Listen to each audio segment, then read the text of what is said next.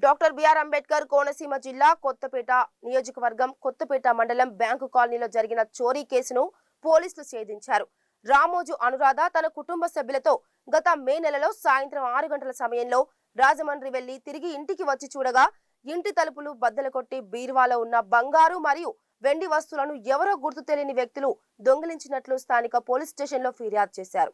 దీంతో దర్యాప్తు చేపట్టిన పోలీసులు వాడపాలెం గ్రామానికి చెందిన మణికంఠ వెంకటరాజులను అరెస్టు చేసి వారి వద్ద నుండి 13 లక్షల విలువైన బంగారం, వెండి వస్తువులను రికవరీ చేసినట్లు సిఐ విద్యాసాగర్ తెలిపారు.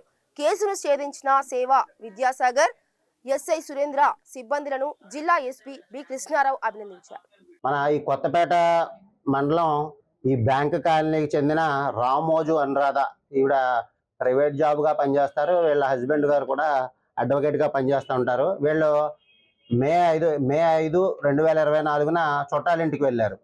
చుట్టాలింటికి వెళ్ళి 9వ తారీఖున వచ్చి చూసుకునేసరికి ఈ తలుపులు బద్దలు కొట్టి ఈ బీరువాలో ఈ బంగారం కూడా సుమారు 220 గ్రాముల బంగారం, అదేవిధంగా 2 కేజీలు వెండి ఇవన్నీ కూడా దొంగిలించడం జరిగింది. అదేవిధంగా టైటాన్ వాచ్ ఇవన్నీ కూడా దొంగిలించడం జరిగింది.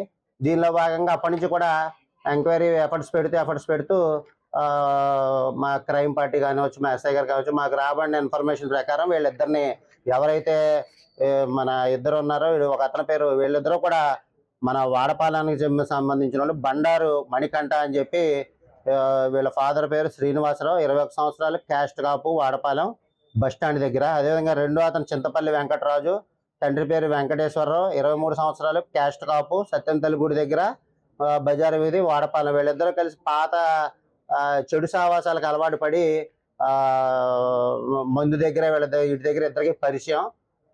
ఈ ఎవరైతే ఈ చింతపల్లి వెంకటరాజు ఉన్నాడో ఇతని మీద గతంలో రాజోలు పోలీస్ స్టేషన్లో కూడా గంజాయి కేసు ఉన్నాయి. ఈ కొత్తపేట పోలీస్ స్టేషన్లో 2 సింపుల్ హార్ట్ కేసు అంటే కొట్టుకునే కేసులు ఉన్నాయి. అదేవిధంగా ఈ బండారు మణికంఠ అతను రీసెంట్ గానే ఒక 1 month back Kothapeta police station limits లోనే ఒక దొంగతనం కేసులో అరెస్ట్ చేయడం జరిగింది.